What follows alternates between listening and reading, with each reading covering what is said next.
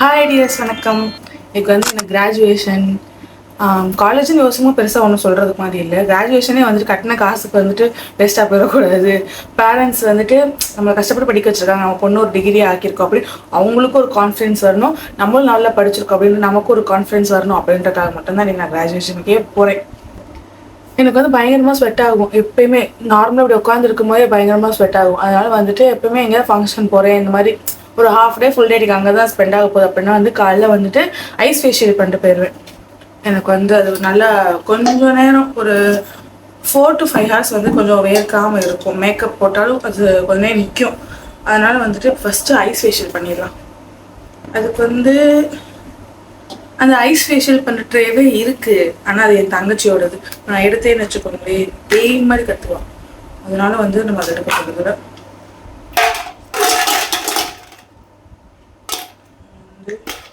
இதில் வந்து ice cubes போட்டு வச்சுருந்தேன். அண்ட் நான் வந்து ஐஸ் க்யூப் மட்டும் இல்லாமல் ஐஸ் வாட்டரும் போட்டிருப்பேன். அப்போ தான் என் ஃபேஸ்க்கு வந்து அது நல்லா ரெஃப்ரெஷிங்காக இருக்கும், அந்த பஃப்னஸ் நல்லா குறையும். போட்டு வச்சுட்டு தெரியுதா தெரியலையா? ஏன்னா வந்து எங்கள் கேமரா செட்டிங்ஸ் லைட்டிங்ஸே சுத்தமாக சரியில்லை. ஆனால் என்ன பண்ணுறது, இருக்குது.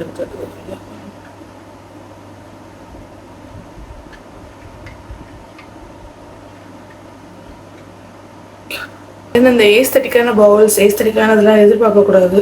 இன்னைக்கு வந்து அவுட்ஃபிட் வந்து கிராஜுவேஷனுக்கு வந்துட்டு சாரீ தான். வந்து எனக்கு புதுசாக எதுவுமே, இது வந்து எனக்கு ரொம்ப ஸ்பெஷலான நாள், அதனால் நான் புதுசாக தான் எடுப்பேன் எல்லாமே. அப்படிலாம் நான் எதுவுமே பண்ணவே இல்லை.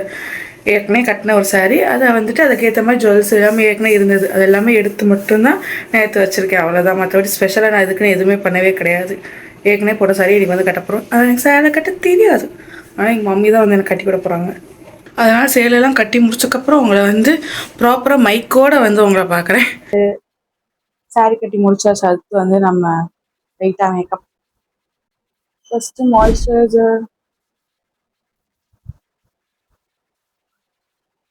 மாய்ஸ்சரைசர் எடுத்து சன்ஸ்க்ரீன்.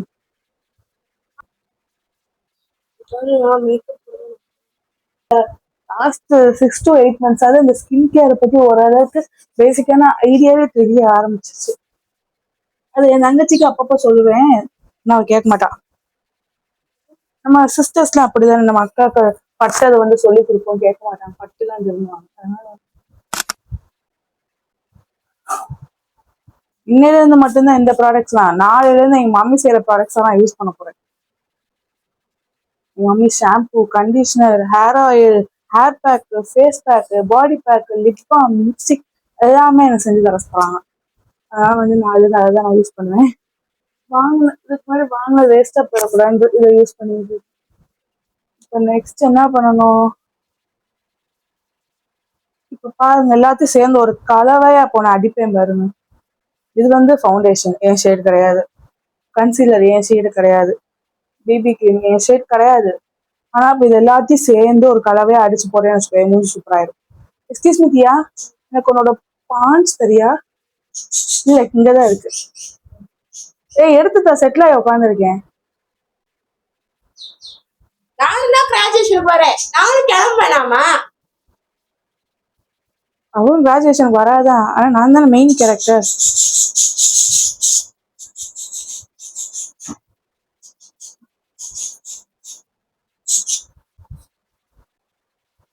எல்லாம் கிராஜுவேஷன் போகும்போது பழைய ஃப்ரெண்ட்ஸ் எல்லாம் பக்கம் எவ்வளவு ஆசையா போவாங்க.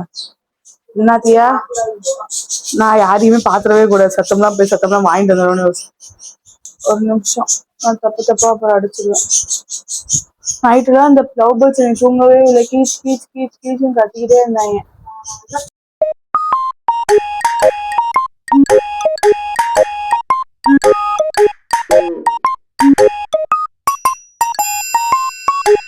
அப்படியே கழுத்துக்கு அந்த மூஞ்சிக்கு பாரு எவ்வளவு ஷேட் டிஃபரன்ஸ். அப்பா தூங்கிதான் இருக்காரு, இன்னும் எங்க அப்பா இன்னும் தூங்கிட்டு தான் இருக்காரு. ஆமா சொல்ல மாட்டேன், கிராஜுவேஷன் டைம் வந்துட்டு 7:30 to 8:15 வந்து கோட்லாம் கலெக்ட் பண்ணிடணுமா, பே பண்ணி கோட்லாம் கலெக்ட் பண்ணிடணுமா. அப்புறம் 2 o'clock 3 o'clock கூட ஆகுமா, சொல்ல முடியாதான்.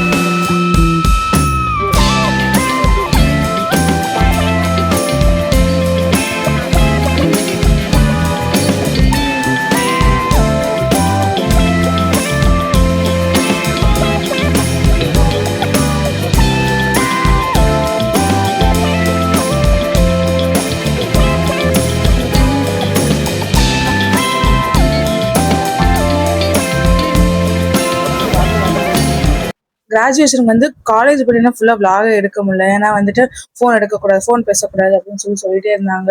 அதனால வந்து என்ன vlog எடுக்க முடியல. அதுவும் இல்லாமல் அங்கே அந்த சாமியானா பந்தல் போட்டிருந்தாங்களே, அதோட சன்லைட் விடும்போது வீடியோ இருக்கும் மூஞ்சியே வந்து ஒரு மாதிரி ரெட்டிஷா ஒரு மாதிரி போப்பலா ஒரு மாதிரி இருந்துச்சு. அதனால வந்துச்சு எதுக்கு வீடியோ எடுத்துன்னு விட்டுட்டேன். அப்புறம் நான் வந்து அப்புறம் டிகிரி வாங்குற மாதிரி ஒரு வீடியோ அப்லோட் பண்ணியிருக்கேன். அது வந்துட்டு யூடியூப்ல வந்து லைவ் போட்டிருந்தாங்க பேரண்ட்ஸ்க்காக. அந்த அந்த லைவ்ல இருந்து நான் ஸ்க்ரீன் ரெக்கார்ட் பண்ணி தனியாக எடுத்துக்கிட்டேன். வந்து ரொம்ப நாள் கழிச்சு நம்ம காலேஜ் போறோமே, வந்து எல்லாருக்குமே நான் நிறைய எல்லாரும் மாறி இருப்பாங்க, ஃபேஸ்லாம் மாறி இருக்கும், டோன்லாம் மாறி இருக்கும் அப்படிலாம் நினைச்சேன். யாருக்கும் எதுவுமே மாறவே இல்லை. ஃபேஸ் அப்படிதான் இருக்கு, டோன் வாய்ஸ் அப்படிதான், கேரக்டர் அப்படிதான் இருக்கறனால பெருசா எந்த சேஞ்சஸும் இல்லை. நம்ம அந்த டிவில எல்லாம் பார்ப்போம்ல, காலேஜ் கிளாஸ்மேட்ஸ் எல்லாம் வந்து ரொம்ப நாள் கழிச்சு பார்த்தா அவங்ககிட்ட ஏதாவது மாற்றம் இருக்குல்லைங்க, அப்படி யாருக்குமே எதுவுமே இல்லை. ஆக்சுவலி என்கிட்டே ஒரு மாற்றமும் இல்லை.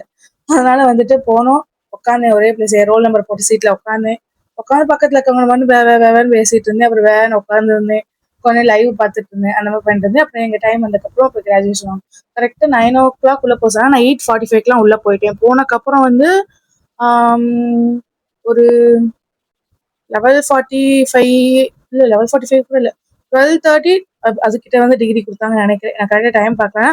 12க்கு மேலே அது மட்டும் எனக்கு தெரியும். 12:30 மட்டும் எனக்கு தெரியல. அந்த டயத்துக்கு டிகிரி கொடுத்தாங்க. கொடுத்தக்கப்புறம் வெளியே வந்து சார் வந்து குரூப் ஃபோட்டோ எடுக்கணும்னு சொன்னாங்க. குரூப் ஃபோட்டோ நின்று பார்த்து எல்லாம் அப்படியே கச்ச கச்சன்னு இருந்தாங்களா. சரி நம்ம போய் ஃபேமிலி கூட ஃபோட்டோ எடுப்போம் அப்படின்னு சொல்லிட்டு ஃபேமிலி கூட போனேன்.